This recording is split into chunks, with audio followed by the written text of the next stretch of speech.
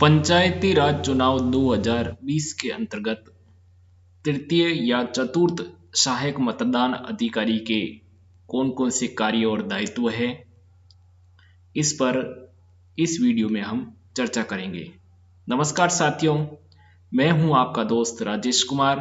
आपके ही अपने YouTube channel general information with R K में आपका स्वागत है। साथियों, अभी तक आपने मेरा YouTube चैनल सब्सक्राइब नहीं किया है तो जल्दी से सब्सक्राइब कर दें, नोटिफिकेशन बेल को प्रेस करें ताकि ऐसे वीडियो लगातार आपको मिलते रहें। दोस्तों, मेरे YouTube चैनल पर आपको शाला दर्पण, ITR और दीक्षा निष्ठा ट्रेनिंग से संबंधित वीडियो मैं समय समय पर अपलोड करता रहता हूं, तो आप मेरे YouTube चैनल को जरूर सब्सक्राइब करें और जितने भी वीडियो हैं वो अधिक से अधिक लाइक शेयर करें। साथियों, तृतीय या चतुर्थ मतदान अधिकारी है, उसके चुनाव आयोग ने कौन कौन से कार्य निर्धारित कर रखे हैं, इस वीडियो में मैं आपको इसके बारे में सारी इंफॉर्मेशन दूंगा। तो चलते हैं उस प्रेजेंटेशन की तरफ और जानते हैं कि तृतीय या चतुर्थ सहायक मतदान अधिकारी के कौन कौन से कार्य और दायित्व है।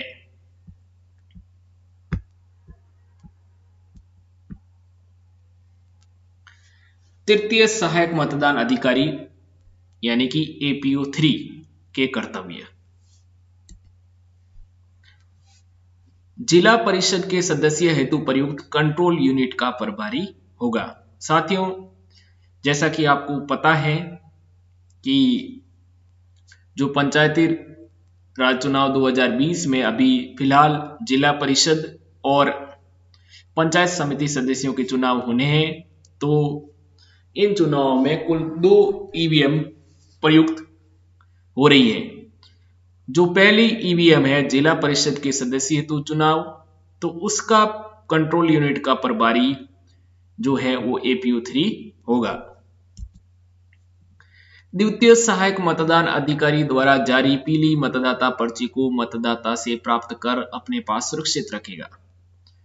दोस्तों, जैसा कि मैंने पिछले वीडियो में बताया था आपको कि APO 2 के कौन कौन से कार्य और दायित्व है। APO 2 अंत में 2 पर्चियां जारी करेगा। जिला परिषद के सदस्यों हेतु पीले रंग की पर्ची और पंचायत समिति के सदस्य के मतदान हेतु नीले रंग की पर्ची जारी की जाएगी। तो जो पीले रंग की जो पर्ची है जो मतदाता लेकर आ रहा है, उस पर्ची को तृतीय सहायक मतदान अधिकारी को अपने पास जमा करनी है और सुरक्षित रखनी है। मतदाता के दाएं हाथ की तर्जनी पर अमिट स्याही का अंकन है या नहीं, इसकी जांच करेगा। यदि नहीं है तो पुनः लगाएगा। तृतीय सहायक मतदान अधिकारी का यह भी दायित्व है कि वह मतदाता के दाएं हाथ की तर्जनी को जांच करे कि उस पर अमिट स्याही का निशान है या नहीं। यदि जब द्वितीय सहायक मतदान अधिकारी ने अमिट स्याही लगाई थी तब उसने अमिट स्याही को रगड़कर साफ कर दिया है, तो तृतीय सहायक मतदान अधिकारी पुनः अमिट स्याही का निशान लगाएगा। कंट्रोल यूनिट का बैलेट बटन दबाकर बैलेट जारी करेगा और जिला परिषद सदस्य के लिए मतदान हेतु मतदाता को वोटिंग कंपार्टमेंट में भेजेगा। दोस्तों, पंचायती राज चुनाव 2020 में जो जिला परिषद और पंचायत समिति सदस्यों के जो चुनाव हैं, इसमें कुल 2 वोटिंग कंपार्टमेंट होंगे। पहला जो वोटिंग कंपार्टमेंट होगा वो जिला परिषद के सदस्यों के चुनाव हेतु होगा। तो जो तृतीय मतदान अधिकारी है वो बैलेट बटन दबाकर जिला परिषद के सदस्यों के मतदान हेतु मतदाता को वोटिंग कंपार्टमेंट में भेजेगा। यह महत्वपूर्ण है कि मतदाता उसी क्रम में वोटिंग कंपार्टमेंट में जाए जिस क्रम में उन्हें मतदाता रजिस्टर में दर्ज किया गया है। यदि भिन्नता हो तो रजिस्टर के चौथे कॉलम में दर्ज किया जाएगा। दोस्तों, यहाँ पर यदि आप APO 3 है तो आपको बहुत ही गौर करने की बात है, बहुत ही ध्यान देने की आवश्यकता है कि मतदाता उसी क्रम में वोटिंग कंपार्टमेंट में जाए जिस क्रम में उन्हें मतदाता रजिस्टर में दर्ज किया गया है। मतदाता रजिस्टर से मतलब है कि APO2 यानी कि द्वितीय सहायक मतदान अधिकारी ने किस क्रम में उनको उनकी एंट्री की है, उसी क्रम में मतदाता वोटिंग कंपार्टमेंट में वोट देने जाए। यदि साथियों इसमें कोई भिन्नता आ जाती है तो जो APO2 है उसके पास जो रजिस्टर है 12 प्रारूप 12 उसमें के चौथे कॉलम में जो अभियुक्तियों का कॉलम है उसमें उसकी एंट्री करनी है कि इनका क्रम बदला है, इस तरह दर्ज करना आवश्यक है। तो साथियों विशेष तौर से ध्यान रखें, यदि आप APO3 है अर्थात तृतीय मतदान सहायक अधिकारी है तो आप विशेष तौर से ध्यान रखें कि जैसे उसकी एंट्री होती है मतदाता रजिस्टर में उसी अकॉर्डिंग वो वोटिंग कंपार्टमेंट में वोट देने जाए। इसके बाद मतदान कक्ष में स्थापित मतदान यूनिट में मतदाता जब अपनी पसंद के उम्मीदवार के नाम के चुनाव चिन्ह के सामने का बटन को दबाएगा तब संबंधित उम्मीदवार के सामने का तीरनुमा छोटी बत्ती लाल दिखने लग जाएगी और मतदान यूनिट के ऊपर रेडी लैंप की हरी बत्ती बंद हो जाएगी। इसके अतिरिक्त इसी के साथ बैलेट यूनिट में बीप की आवाज भी सुनाई देगी। साथियों जब वो पर्ची जमा करने के बाद APO3 की पर्ची आपको लेनी है, जो पीले रंग की मतदाता की जो पीले रंग की पर्ची है वो APO3 को जमा करनी है अपने पास। जमा करने के बाद बैलेट जारी करना है। बैलेट जारी करने के बाद जो जिला परिषद के सदस्यों हेतु जो मतदान कंपार्टमेंट बनाया गया है उसमें मतदाता को भेजना है और मतदाता जब कंपार्टमेंट में जाएगा और अपनी पसंद के उम्मीदवार के नाम वो चुनाव चिन्ह के सामने का बटन जब दबाएगा तो उम्मीदवार के सामने की तीरनुमा छोटी लाल बत्ती जलने लगेगी और मतदान यूनिट के ऊपर जो रेडी लैंप की हरी बत्ती है वो बंद हो जाएगी। इसके साथ ही बैलेट यूनिट पर बीप की आवाज सुनाई देगी और तृतीय सहायक मतदान अधिकारी का यह दायित्व है कि उस बीप की आवाज को वो ध्यान से सुने, क्योंकि बीप की आवाज यह पता लगेगा, बीप की आवाज से उसे इस बात का ज्ञान होगा कि मतदाता ने वोट दे दिया है। यदि बीप की आवाज सुनाई नहीं देती है तो फिर वो मतदाता से कहे कि वो अपना वोट दर्ज कराएं।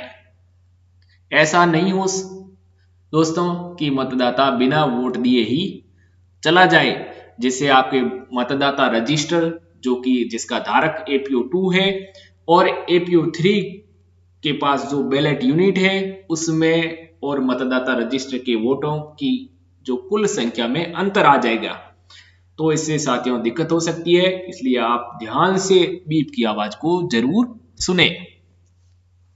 इसके बाद साथियों अब हम जान लेते हैं कि चतुर्थ सहायक मतदान अधिकारी APO4 के क्या कर्तव्य है। साथियों APO4 के कर्तव्य APO3 की तरह ही है।